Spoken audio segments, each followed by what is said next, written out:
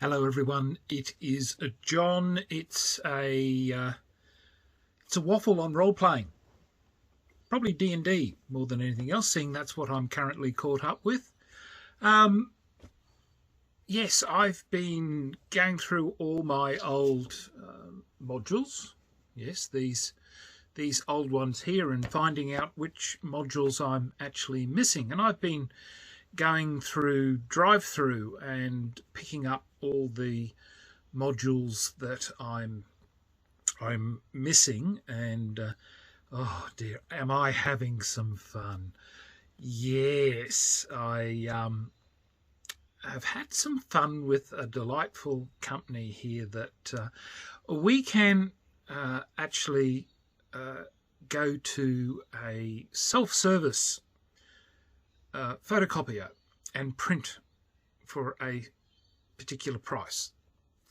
And I went, yeehaw, excellent, I can go print for X cents a page. So I go there, and then I find there is a 50 megabyte cap on the file size. Not a happy camper, because I then have to go to the service desk and get an employee to print the file for me, and the cost is double less 1 cent. Yes, not a happy camper. Then I get told, well, you can, cut the files up into smaller sizes. And I'm there, but, the files are copyright. So I've sort of gotten around it by apparently printing the files to PDF in chunks, but, still trying to... Oh, God, it's a nightmare. Why the hell... Oh, look, having a lot of fun anyway trying to work that out. But, of course, the other thing that's happening at the moment is that, obviously, with the economies around the world tanking like you would not believe... when I went back the other day to have a look at getting some more adventures and some more background information, the Australian dollars dropped again. We're down to 65 cents against 65 Australian dollars. 65 Australian dollars. No, 65 Australian cents against the US dollar, which is not particularly good. So it's becoming a little more expensive to pick things up at the moment. So I'm thinking, do I go and grab some more and hope that maybe our bottle tops, surge against the American dollar, and because I can remember the good old days when we used to have a really strong dollar back in the 70s. And that didn't last very long, but anyway, that's decades ago. So, yeah, but anyway, going back to purchasing adventures, because I'm just finding that the material that the old D&D books and materials that were produced in the 70s is quite honestly far superior than a lot of the stuff that is being produced today. And, of course, it has really got my goat when the people from Drive-Through and from Wizards have plastered this bloody thing over every document, rather than actually go and find those particular documents that are supposedly, what are they? That, they say here that Wizards recognises that some of the legacy content available on the website does not reflect the values of Dungeons and Dragons franchise today. So what? Who really cares? Look, it's neither here nor there. If you don't like it, don't buy it. If you're offended, throw away the material, don't use it. It's as simple as that. There's a lot of the material in these new books up here that I'm not particularly interested or fussed about. Am I going to burn the book? No. I just ignore the material that's in there that I don't particularly find palatable to my particular beliefs or ideology. So I'm going to basically ignore it, which is what most sane people will do. It's only people who decide that they want to make an issue and basically force onto other people their ideological viewpoints that are causing the problems. So, but getting back to the old stuff, look, I have just been having so much fun going back and looking through these old books.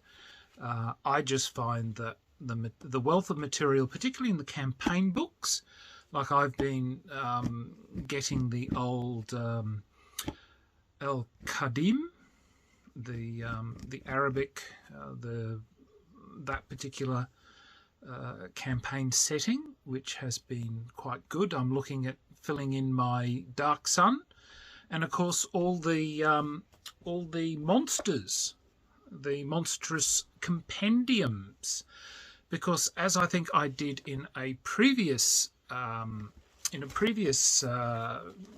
vlog, I really like the format that they did with the monstrous compendiums, in the fact that they give you a fairly good description of what the monster is.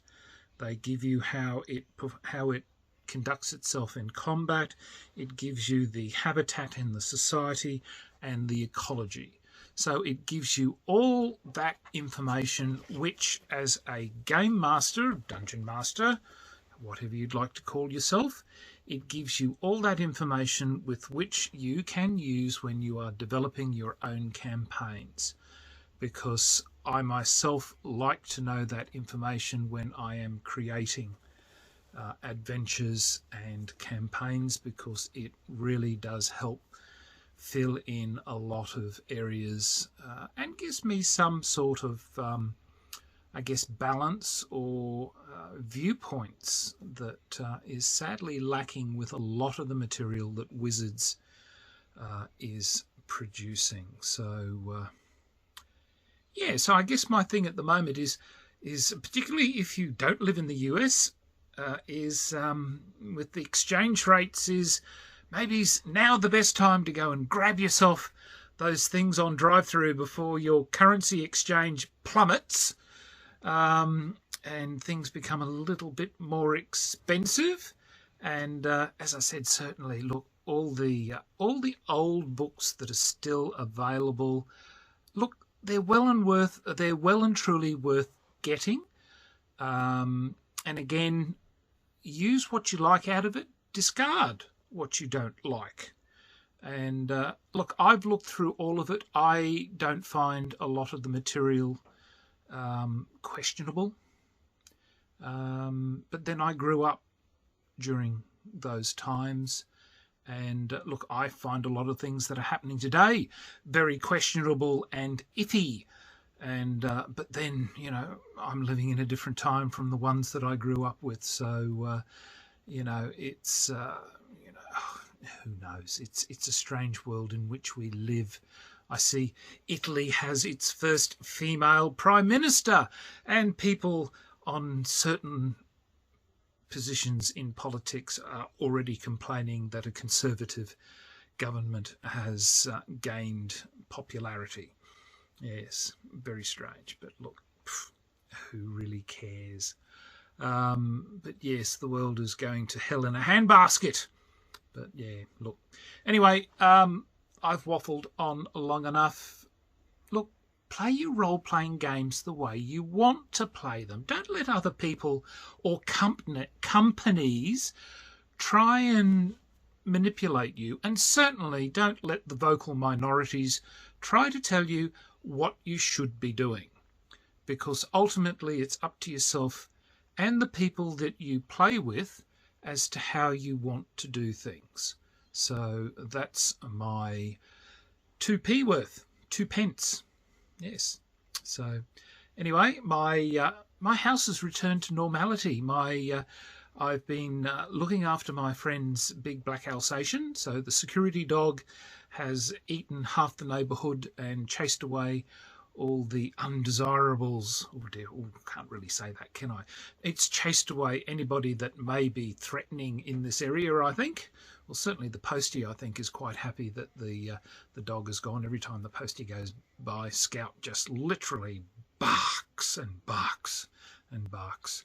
So, and sadly, the magpies have gone back to normal now. They're no longer dive bombing the poor old girls. So, but then the magpies don't annoy anybody else in the neighbourhood. It was just poor old Scout that they picked on. So, but yeah, so things are nice and quiet.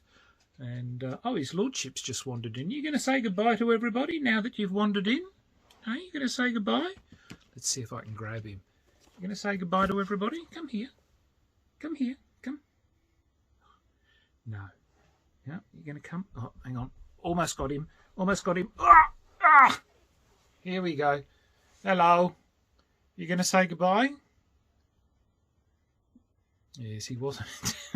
He's a lovely boy. He's happy now too. He's less stressed because the big black dog is gone. Yes, she's a girl dog and he's a boy. So yeah, I don't think he likes big dogs. Do you? No, doesn't even like little dogs. My daughter's got a Dachshund, and he's terrified of a Dachshund, so which is literally a third his size. But yeah, all right. I keep saying goodbye, and I don't. I must want to keep talking to you, good people. But yeah, anyway, look, everybody, have a good week, and until next time, signing off, the Honourable John.